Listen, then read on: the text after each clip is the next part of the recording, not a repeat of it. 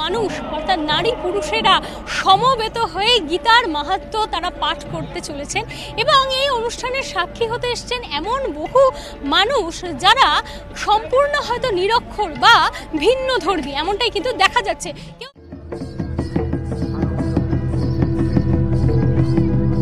ভিনধর্মী, নিরক্ষর, তাও ব্রিগেডে গীতা মাহাত্ম্য প্রচারের অনুষ্ঠানে হাজির বোলপুর শান্তিনিকেতনের আদিবাসী শিল্পীরা।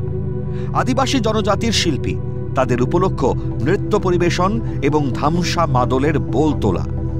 কিন্তু গীতার মর্মকথা ভবিষ্যৎ প্রজন্মের মধ্যে ছড়িয়ে দিতে এরা আগ্রহী। এই অনুষ্ঠানে এসে কি বললেন সহদেব কিস্কু, লক্ষ্মীরানী হাঁসদা, লক্ষ্মী সোরেন হাঁসদারা? না না না, আমাদের খ্রিস্টান ধর্ম।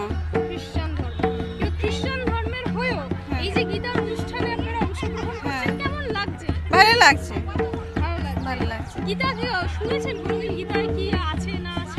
না না, লক্ষ্যকণ্ঠে গীতা পাঠ অনুষ্ঠান আমরা দেখছি, তো সেখানে মানে গীতার মাহাত্ম্য সাধারণত একটু বর্ষিয়ান মানুষদের বেশি পছন্দের। তো সেখানে বর্তমান প্রজন্ম এবং আপনাদের ক্ষেত্রে যেটা এখনকার প্রজন্মেরই আমি যদি ধরে নিই, তাহলে সেক্ষেত্রে কি এখনকার প্রজন্মের হয়ে আপনার কি গীতার মাহাত্ম্যের প্রতি টান রয়েছে? হ্যাঁ আছে। পড়তে ভালো লাগে? হ্যাঁ। কোন কোন অধ্যায় পড়তে বেশি ভালো? আমি তো পড়তে পারি না, আমাদের মেয়ে ছেলেগুলো পড়ে, আমি তো পড়তে জানি না। তো শুনেছি। হ্যাঁ, শুনে গীতা পড়েন? হ্যাঁ হ্যাঁ।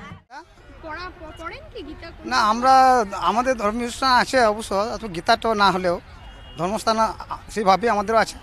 আদিবাসীদের যেমন আছে আমাদের সেই এটাই গীতা, কিন্তু আমাদের হিসেবে সেটা আমাদের ভাষায় পাঠ করি।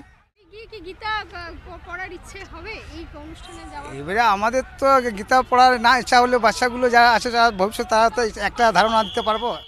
সম্পূর্ণ নিরক্ষর, কিন্তু গীতা অন্যের মুখে শুনে তারা সেই গীতার মাহাত্ম্যর প্রতি টান গজিয়েছে এবং সেই টানের আকর্ষণেই তারা কিন্তু এই অনুষ্ঠানে অংশগ্রহণ করেছেন।